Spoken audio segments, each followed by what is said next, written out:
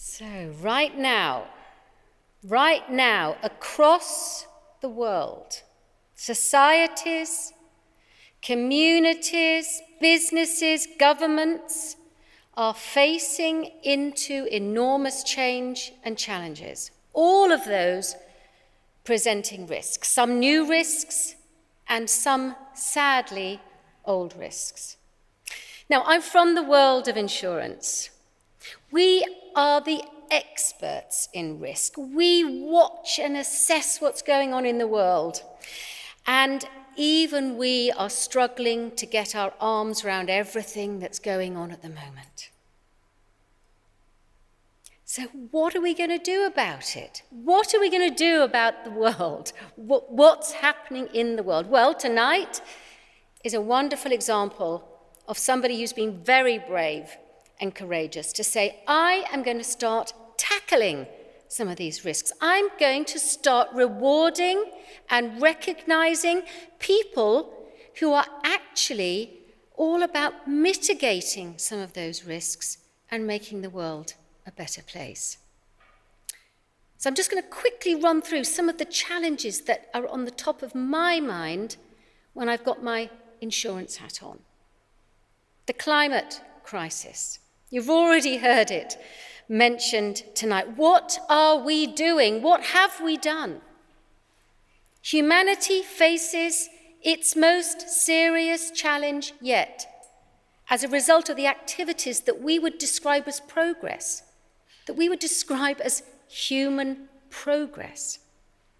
Communities well into the future will be impacted by what we've done, and usually it's the world's poorest communities that are most affected by these extreme events that climate change causes.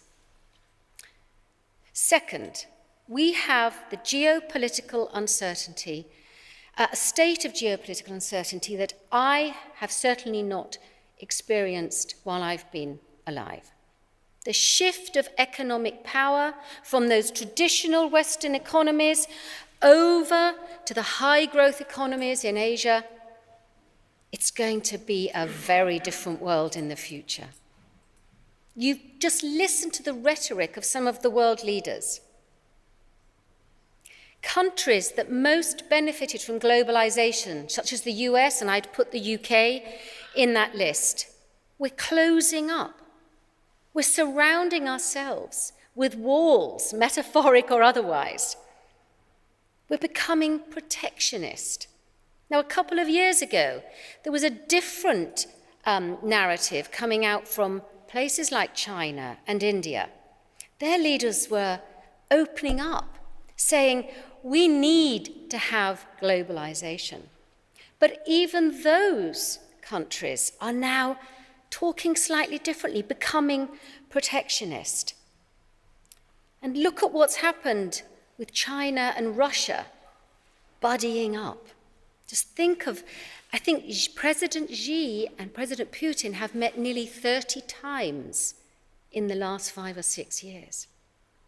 We should all be prepared for a very, very different future in terms of where the power base will sit and who's going to be really calling the shots in our world. Now, a third challenge and opportunity, of course, because actually, even with something like the geopolitical uncertainty that's going on, some will be able to capitalize on new opportunities that open up. But the third challenge is technology, the fourth great industrial revolution. Technology is transforming all of our lives. Technology is transforming all of our businesses. It's driving an exponential explosion of data. And it's impacting how we all communicate with each other in our family groups, in our wider communities, right across the world. And there are some wonderful benefits of technology. But we also need to understand the other side that it brings. Cybercrime, the fastest rising crime in the world. It is the dark underbelly of technology. Cybercrime is estimated that it will cost the world in 2021 $6 trillion. Now that's a big number to even try and get your heads around. But if you think about it, the profits from cybercrime will be larger than any other illicit trade that drives the shadow economy. And that includes the profit, for instance, from trading in major illicit, illegal drugs around the world. And our systems are not keeping up. The systems that we're used to, the regulation, the legal environments, they're not keeping up with the advancements in technology. And we have some pretty household names that are now being challenged with, well, what are you doing with the data? What are you doing with our data? So this brings me onto another challenge, and this is a personal challenge that I think about a lot, particularly when the trust of these household names are being they're being questioned. And that is the trust deficit that we're faced with. There's something lurking beneath the events we've seen both here in the UK, with the vote to leave the EU, and with other events that are happening around the world. People don't know who to trust anymore. The annual Edelman Trust Barometer, which tracks levels of public trust, it shows that in the UK, the public have the lowest levels of trust in government, in media, in businesses, and even now, some NGOs. So how has it happened? How have we lost the public trust? It's very hard to win and so easy to lose. How has public trust eroded to the point we're seeing now? Well, perhaps society just isn't working for the majority, and who can blame the majority? When 70% of the world's population holds just 3% of global wealth, or put it the other way, 8.6% of the global population own nearly 86% of global wealth. Now, these numbers are really quite shocking. Now, it's not all doom and gloom, and I am very much an optimist. There has been great progress in reducing poverty over the past decades, and since 2000, when 27% of the world population lived in poverty, we're now down to less than 10%. However, it's the distribution of the wealth that is still somewhat alarming.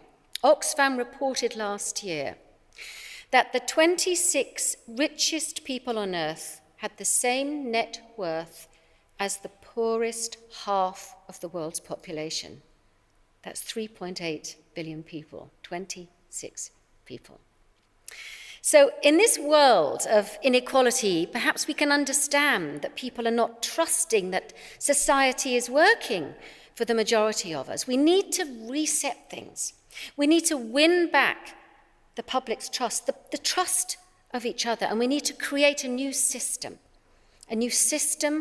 for our society. So how do we do it? How do we restore the public's trust? Is it through your CSR program, your corporate sustainability program? Is it good enough to pay for carbon offsets so that your environmental ranking improves? Is it good enough to have a lot of words on your website saying that you're doing the right thing about modern slavery? Perhaps not. I have a personal story that I would like to share with you about a friend. He's a friend now, and he's also my hero and role model, Afroz Shah. Now, when I was at Lloyd's, I was in Mumbai. I was visiting Mumbai to open the office. And my husband had shown the video of Afroz Shah cleaning Versova beach, kilometers of beach covered in at least 1.5 meters of plastic. Now, my husband watched it on Facebook, so my initial reaction was, well, that's a load of bollocks. I don't trust Facebook. That cannot be real. So I asked my guy in Mumbai, I said, is he real, this Afroz? He said, yes, he's a hero here in Mumbai. So I said, may I meet him, please? He said, yes, of course. I said, I'm fascinated by what he's done. So he organized for me to meet him for breakfast. And I was in awe of him from the moment I met him. He's such a humble guy. He's a full-time lawyer, and he gives up almost every minute of his leisure time to teach the communities in Mumbai and now further around the world how to deal with the plastic waste. And I thought, when I heard him talk to me, I said, this is fantastic. I'd like to do a Lloyd's program, part of our CSR initiatives. I want all of the Lloyd's people around the world to start cleaning up plastic. And he said, no, Inga, I don't want to be an item on your checklist and for you to tick it off and feel good about it. So I said, well, can I come and clean the beach with you? And he said, yes. That's what you can do. So I returned 10 months later, and I cleaned the beach with him. I took my husband and some other friends. And I've been back again just this year because I am totally in awe of what he's doing with almost no funding. But what he's doing is that he's not throwing money at it. He's getting humans to work together, and he's building up a trust that many of us can only dream of. So it's not good enough to just throw money at this stuff. It's got to have genuine impact, and I am all for scrapping CSR programs, not because I want businesses to stop doing the right thing or have people lose their jobs who are working in the CSR teams. It's because I want the entire organization, the entire world of a business to be built around being sustainable. I want the values and purpose of a business to have the wider stakeholder group, all of them, at their core. I want them to think about how they're adding value to society and build it into the main business. Build it into their company, not be a sideline, not be something under a CSR program. I want CSR to be at the heart of what a business does. Now, alongside that, I believe that inclusion is going to be the key to solving this. This one word encapsulates society's plea to have a louder voice, to be thought about, to be involved. It's about inclusion. Now, I've been passionate for a long time about the need for inclusion. I know how I felt when I joined the insurance world, and I was fighting, it felt like, in a man's world in the 80s. But now it's absolutely imperative that businesses play a huge role when it comes to driving societal change. There's a void in leadership. We've seen it. Business leaders need to be out there, and they need to be leading on this inclusion agenda and be really authentic about it. No more corporate blah, blah. Employees see through it. Customers see through it. Look at what happened last year at Google. Their employees walked out in protest over their handling of a sexual harassment case.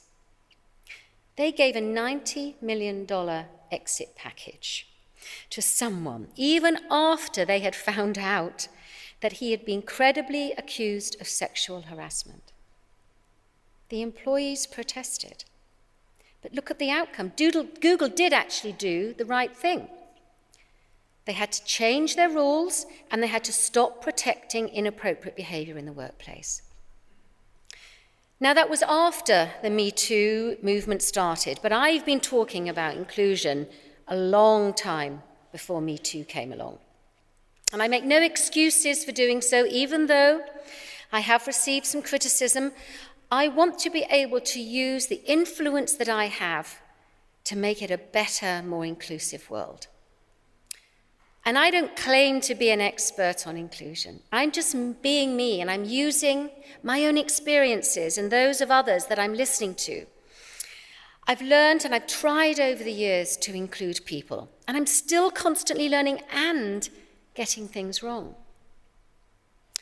I've had some different phases in my life as I've been going through this learning journey. My early childhood, I was the middle child. I had dark hair. I know it's a little white now, but it was dark then. My brother and sister had blonde hair. I felt excluded. They told me I was adopted. So how did my behavior change? I started to be very independent, and I used to be on my own a lot. Then I reached my angry teenage years. I hated the world. School didn't grab my attention, and when the head teacher told me I couldn't stay on to do my A-levels because I was so badly behaved and he wanted to improve my behavior to improved, I said, I'm not staying. And I left, and I finished my secondary education at the local college in Newbury. I then started working in the City of London, another phase of my life, the financial district, and I felt like a lone woman in a man's world. It was going okay, I suppose, for about 7 or 8 years. And then, after having my desk wrapped up in posters with scantily clad women all over the posters by my lovely male co-workers, I decided the city wasn't for me. And I packed my bags and I went off around the world. I did, however, return after a year, a much wiser and stronger person, and I'll leave that story perhaps for later if I can have a conversation with some of you. Don't have time now, but I came back and I got my old job back. But then another stage in my life, the lesbian in the closet phase, and I now started to hide my difference. Up until then, I thought of myself as heterosexual, fighting in a man's world, but now I had other things to contend with, or at least in my mind I did. Hence, I kept my female partner hidden from my work life for nearly 9 years. Now, fast forward to the current time, and I'm moving back to London. I'd lived outside for some years, and I was joining Lloyd's. By then, I'm married to a man. So now I have another label and another phase of my life. I'm now bisexual. So hey, who knows which way your life's going to turn. Now, some of you may be familiar with the FT Outstanding list that has been published, celebrating the top LGBT business leaders and allies. And I was approached to put myself forward. And that first year they approached me, I said no. I said, I don't want that sort of exposure. I've got to be recognized and respected as the insurance leader I am. But the more I got stuck into the job, the more I realized that there was still, like there was 30 years earlier when I joined, there was a complete lack of diverse role models in the city. So I chose to be that bisexual role model, to encourage others to be themselves in the workplace. And every single one of us is a role model in some way that is unique to us. Every single one of us can influence and make change happen, as you are doing. All of you in this room are making change happen. And I know from experience that some of this can take courage. It means you have to push against perhaps a wave or a wall of resistance. So I'm a strong believer in networks, forming communities, having that safe space to have that safe conversation. And then you realize there are many others like you. They can give you the courage needed to call out and make that change happen. So we're all in a fantastic position to make change happen and be more inclusive. We're in a great position to take those opportunities that are challenging our world, to take them and really do something, make them into opportunities, make those challenges into opportunities and do something with them that's positive for the future. There's something, I believe, that can unite communities right across the world, whether it's the rural farming communities in America, or the disillusioned populists that we have in Europe, or the desperate refugees in Syria. They're all searching, we are all searching for a better life, to have a louder voice, to be thought about and to be included. And inclusion is the way to build prosperity for all, to balance out that inequality. And my message to you is, do what you can to make a difference. Do what you can to open doors for others. Do what you can to increase their opportunities in life. Do what you can to embrace inclusion and try and reverse the trust deficit we have in society. And importantly, celebrate success. Celebrate successes like we're doing tonight. What a wonderful evening to be part of. Let's celebrate the success of all the work you've been doing. Let's celebrate diversity and celebrate difference. Thank you very much for listening. Thank you.